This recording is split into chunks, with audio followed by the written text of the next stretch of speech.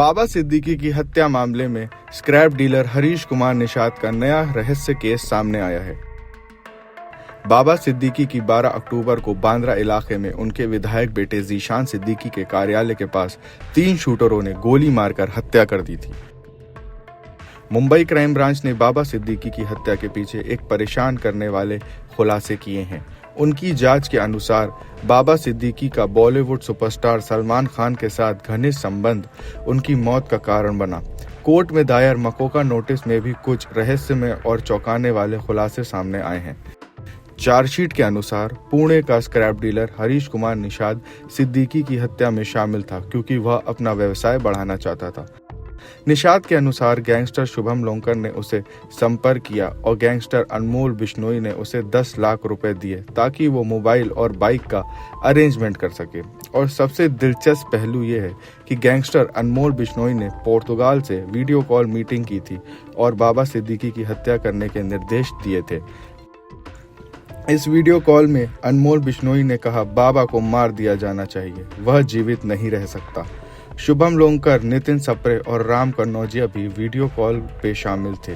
यह मामला अब केवल एक राजनीतिक व्यक्ति की हत्या का नहीं, बल्कि पुर्तगाल से अनमोल बिश्नोई के वीडियो कॉल की वजह से यह एक अधिक अंतर्राष्ट्रीय हो गया है। अब तक 26 आरोपियों के खिलाफ चार्जशीट दाखिल की गई है, जबकि लॉरेंस बिश्नोई के भाई अनमोल सहित अन्य वांछित हैं। इसके खिलाफ गैर जमानती वारंट जारी किया गया है। आइए जानते हैं कौन थे बाबा सिद्दीकी। पूर्व राज्य बिहार में जन्मे सिद्दीकी 5 साल की उम्र में अपने पिता के साथ मुंबई चले गए थे। उन्होंने 1980 के दशक में कांग्रेस पार्टी के साथ एक छात्र नेता के रूप में अपना राजनीतिक जीवन शुरू किया। जल्द ही मुंबई में अपनी युवा शाखा में नेतृत्व किया। इसके बाद उन्होंने लगातार 3 बार राज्य की विधायिका के लिए चुने जाने वाले पहले स्थानीय परिषद की राजनीति में प्रवेश किया और 2004 में लगभग 4 साल तक मंत्री बने रहे।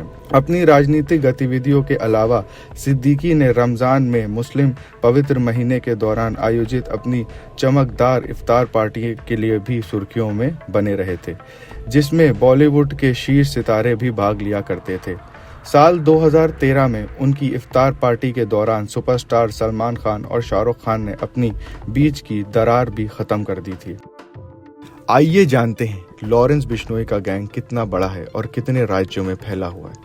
राष्ट्रीय जांच एजेंसी के मुताबिक ये गैंग 700 शूटरों के साथ काम करता है, बल्कि ये गैंग समय के साथ बड़ा होता जा रहा है। इसके ऑपरेशन जिस तरह 11 राज्यों में फैले हुए हैं, उससे लगता है कि यह गिरोह भी डी कंपनी यानी दाऊद इब्राहिम की राह पर चल रहा है। किस तरह लॉरेंस बिश्नोई जेल से बैठकर अपनी गैंग को ऑपरेट करता है। बताया जाता है कि बिश्नोई का गिरोह बेहद संगठित ऑर्गेनाइजेशन की तरह काम करता है, जिसमें यह गुप्त रहने वाले डिजिटल संचार पर जोर दिया जाता है। माना जाता है कि लॉरेंस बिश्नोई जेल से अपनी गैंग को चलाता है, जिससे वो VoIP तकनीक का इस्तेमाल करता है। बिश्नोई शूटरों के साथ सीधे संपर्क में बिना किसी गतिविधियों के बना रहता है। दुनिया भर में ये गैंग क्या क्या करता है। ये गैंग केवल भारत ही नहीं, बल्कि कनाडा, दुबई और मेक्सिको सहित कई देशों में फैला हुआ है, जहां उसके लोग ड्रग्स तस्करी, जबरन वसूली जैसी गतिविधियों को अंजाम देते हैं। पंजाब पुलिस और दिल्ली पुलिस की स्पेशल सेल द्वारा की गई जांच से पता चलता है कि लॉरेंस बिश्नोई के गिरोह के 700 सदस्य, जिनमें से 300 पंजाब में हैं, इसके अलावा देश के विभिन्न हिस्सों में और अंतर्राष्ट्रीय स्तर पे भी कनाडा, ब्रिटेन, अमेरिका, यूरोप, मध्य पूर्व और पाकिस्तान में फैले हुए हैं। नवंबर 2022 में गैर कानूनी गतिविधियों या UPA के तहत लॉरेंस पर मामला दर्ज करने वाली NIA ने उसे उदय की तुलना भगोड़े गैंगस्टर दाऊद इब्राहिम से की है। इनमें कहा गया है कि उसके खिलाफ विभिन्न जगहों पर 84 मामले दर्ज हैं। पंजाब पुलिस के अनुसार पंजाब में गिरोह के लगभग 2500 ठिकाने हैं। लॉरेंस बिश्नोई गैंग में इतने टीनेजर्स की होने की वजह यह है कि वह टीनेजर्स के संपर्क में आते हैं और उन्हें सोशल मीडिया प्लेटफॉर्म के जरिए झूठी उम्मीदें देकर ब्रेन वॉश करते हैं और उन्हें हत्या, अपहरण और जबरन वसूली करने के लिए लाखों की रकम देने का वादा भी करते हैं। 25 लाख में दी गई थी सलमान खान की हत्या की सुपारी। चार्जशीट के मुताबिक बिश्नोई गैंग ने एक्टर की हत्या के लिए 25 लाख रुपए की सुपारी दी थी। अगस्त 2023 और अप्रैल 2024 तक कई महीनों में यह योजना बनाई गई थी। जांच से पता चला है कि गैंग का इरादा पाकिस्तान से आधुनिक हथियार हासिल करने का था, जिसमें AK-47, AK-92 और M16 शामिल हैं। गैंगस्टर लॉरेंस बिश्नोई गैंग के कुछ गुर्गे विदेशों में भी छिपे हैं। उनमें से सबसे एक्टिव गुर्गा गोल्डी बरार था। विदेश में बैठे ही गोल्डी भारत में गैंग वॉर करा रहा था। वह भटिंडा जेल में बंद लॉरेंस बिश्नोई के सीधे संपर्क में है।